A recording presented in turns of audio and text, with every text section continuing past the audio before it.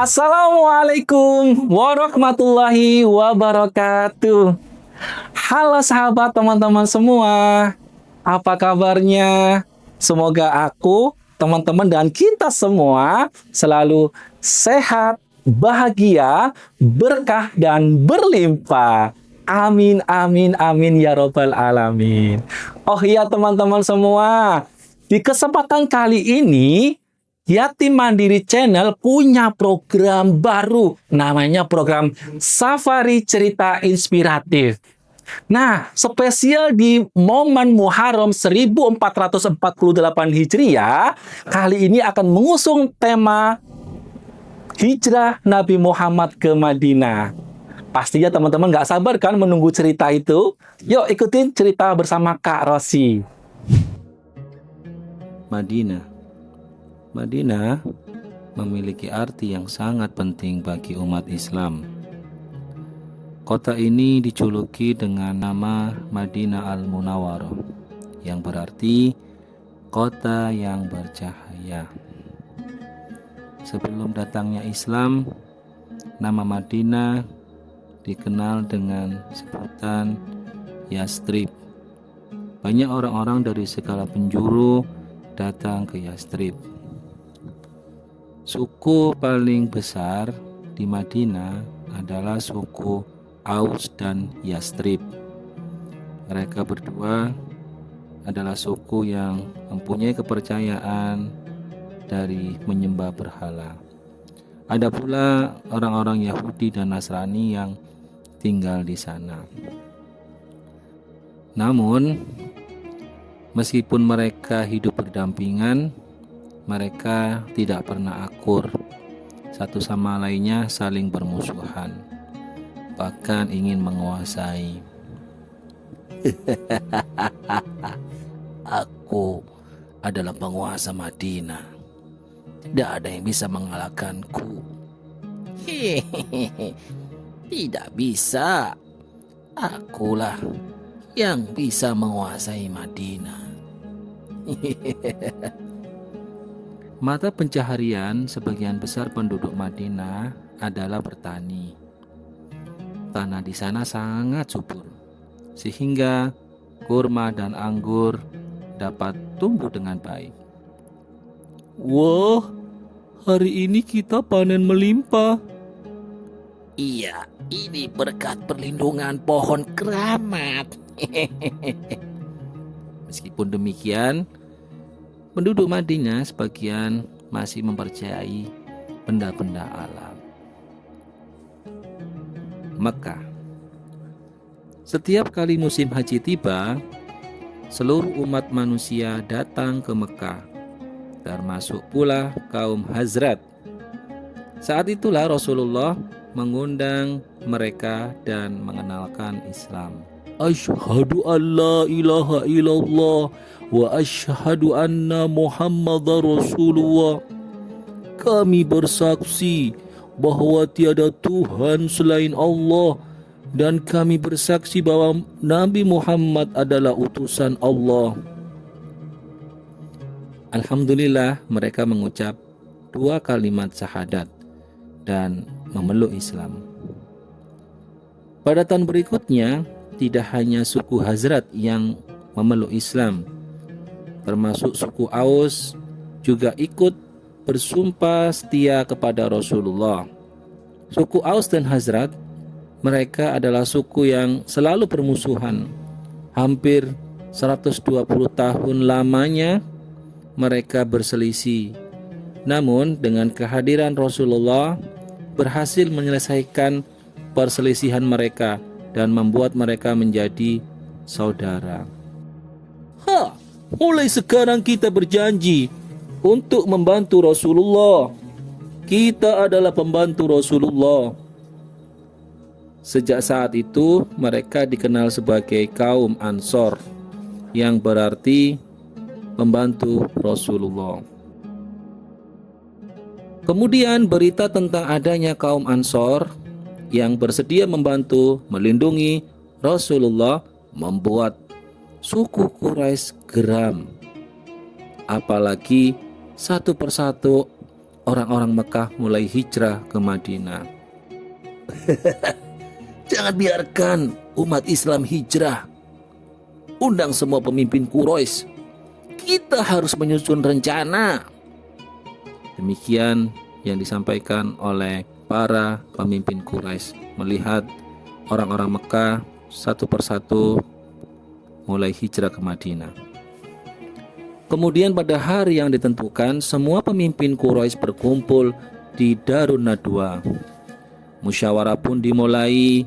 Masing-masing perwakilan kabilah mulai mengutarakan pendapatnya. Bagaimana jika kita bunuh saja Muhammad? Oh, tidak. Para sahabatnya akan menyerang.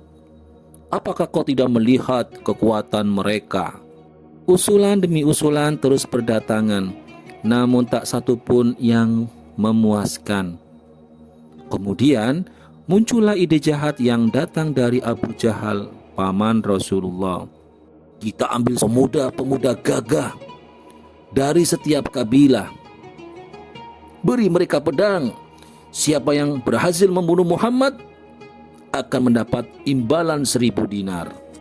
Ucap beberapa kata yang disampaikan oleh Abu Jahal, paman Rasulullah. Semua orang yang hadir pada malam itu setuju dengan usulan Abu Jahal. Setelah peristiwa Darun Nadwa itu, Abu Jahal menyusun rencana sebaik mungkin. Dia memilih pemuda-pemuda hebat dan menentukan waktu yang tepat untuk menyerang. Mulai malam ini, kepunglah rumah Muhammad dan jangan biarkan dia lolos. Rencana Abu Jahal sangat rapi dan tersembunyi. Namun demikian Allah Maha mengetahui semuanya.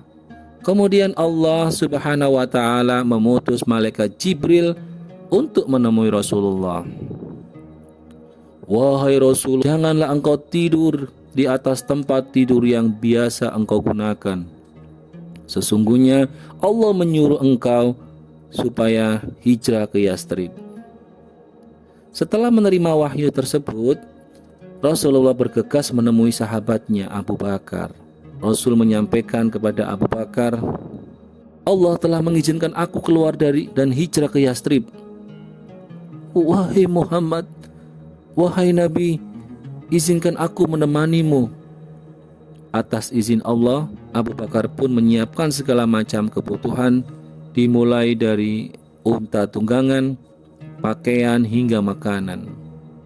Setelah persiapan selesai, Rasulullah menemui Ali bin Abi Thalib. Kemudian Ali mengatakan, apa yang harus aku lakukan ya Rasulullah? Rasul kemudian minta Ali tidur di atas kasurnya dan memakai selimut miliknya. Setelah keadaan membaik, Rasul meminta agar Ali menyusul ke Madinah. Sebelum malam tiba, Rasul diam-diam keluar dari kota Mekah. Ali menjalankan perintah Rasulullah dengan baik. Dia berbaring dengan selimut menutupi tubuhnya di atas kasur milik Rasul. Saat malam tiba, para pemuda-pemuda Quraisy itu mulai menyerang dan menyerbu rumah Rasulullah. Aku melihat Muhammad, dia masih tidur. Kita tunggu sampai gelap. Saat itulah kita akan beraksi. Mereka tidak memahami jika yang tidur itu bukan Rasulullah. Ketika waktu yang ditentukan tiba, mereka para pemuda itu menyerbu ke dalam dan mendobrak kamar Rasulullah. Dia bukan Muhammad. Cepat geledah seluruh rumah. Mereka pun mencari Rasulullah ke seluruh penjuru rumah, dan ketika tidak menemukannya, mereka pun menghajar Ali dan memintanya untuk buka mulut. Cepat katakan di mana Muhammad berada. Namun Ali tidak sekalipun membuka mulutnya. Para pemuda itu pun semakin marah. Para pemuda itu pun takut akan hukuman yang akan mungkin diberikan oleh pemimpin Quraisy jika mereka gagal menjalankan perintah. Kemudian kabar tentang Rasulullah yang keluar dari kota Makkah pun segera tersebar di seluruh penjuru. Seluruh prajurit dan kaum Quraisy berpencar untuk mencari Rasulullah. Telusuri semua jalanan menuju Madinah. Dia pasti belum jauh. Yang lainnya awasi keluarga Muhammad. Jangan biarkan mengirim bantuan sekecil apapun. Pencarian atas Rasulullah pun dilakukan secara besar-besaran. Saat itu Rasulullah dan Abu Bakar sudah sampai di Gunung Sur. Mereka berdua sudah kelelahan setelah hampir sehari semalam berjalan. Ya Rasulullah, ada sebuah gua di sana. Akan aku melihatnya lebih dulu. Setelah memastikan gua itu aman, Abu Bakar pun mempersilahkan Rasulullah untuk masuk. Rasulullah bersembunyi di Gua Sur selama beberapa hari secara bergantian. Orang-orang kepercayaan Rasulullah pun berdatangan untuk membantu mereka, yaitu Abdullah putra Abu Bakar yang menyampaikan berita dari Mekah. Kemudian ada Asma putri Abu Bakar yang membawa makanan, serta Amir bin Fahira, pembantu Abu Bakar yang menyamar sebagai pengembala kambing. Kambing-kambing milik Amir yang berjumlah sangat banyak meninggalkan jejak yang bertumpuk di atas tanah. Sejak itu terhapus jejak kaki milik putra-putri Abu Bakar. Ya Allah, lindungilah Rasulullah. Doa mereka di setiap waktu atas bantuan mereka Rasulullah dan Abu Bakar dapat makan dan minum yang cukup dan bersembunyi dengan aman. Kemudian di hari berikutnya, sekelompok orang Quraisy mulai mencari di sekitar Gua Sur. Mereka melihat sebuah gua yang mencurigakan. Hei, lihatlah. Itu ada gua di atas sana. Ayo kita periksa. Tapi di sekitar sini hanya ada jejak kaki kambing milik Amir. Setelah perdebatan panjang, akhirnya mereka pun naik untuk memeriksa gua itu.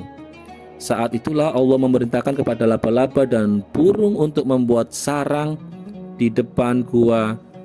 Dalam sekejap mulut gua itu pun tertutup oleh sarang laba-laba. Semak-semak pun tumbuh dengan cepat dan di sela-selanya para burung membuat sarang. Lihatlah, gua ini tertutup sangat lebar. Bahkan ada sarang laba-laba dan burung yang masih utuh. Tidak mungkin ada manusia yang bisa masuk ke gua ini. Suara perdebatan para pemuda Quraisy itu terdengar jelas di dalam gua. Abu Bakar merasa cemas.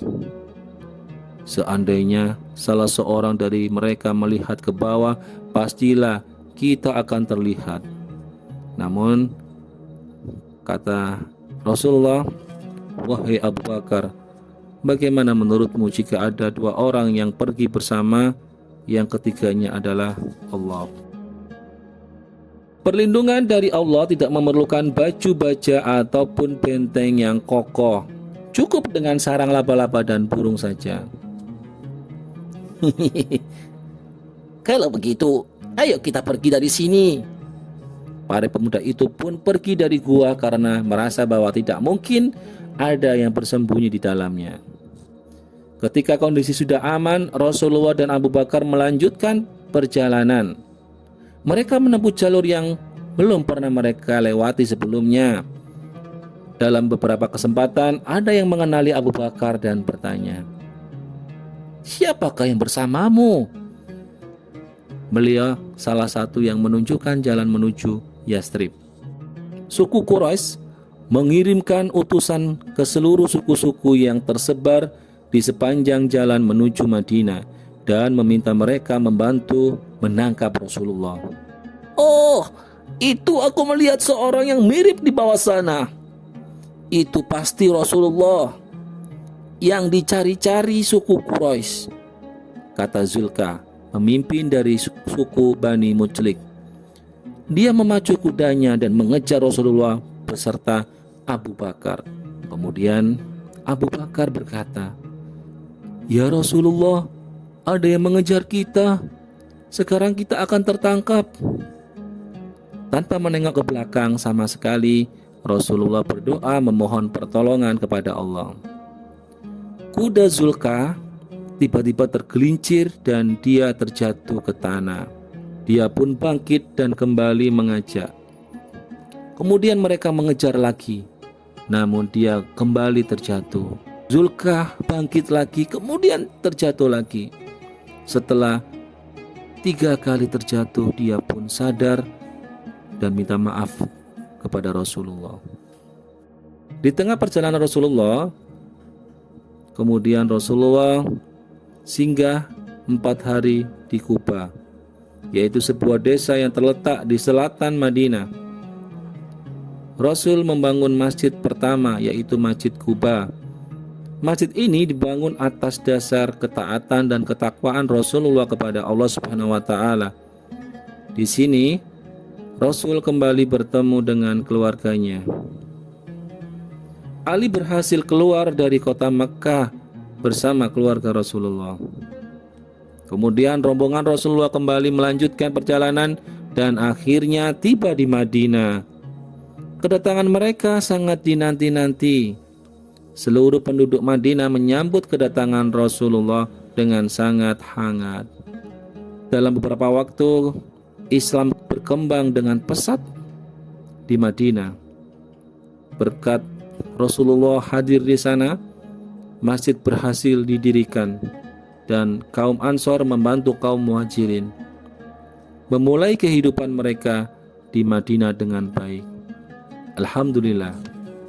Demikian cerita perjalanan hijrah Nabi Muhammad SAW.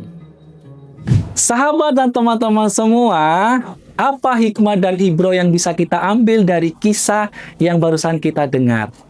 Baik, yang pertama, Nabi Muhammad tidak hanya mengajarkan kita hijrah berpindah dari satu tempat ke tempat lain, tapi ini untuk menyelamatkan akidah Islam.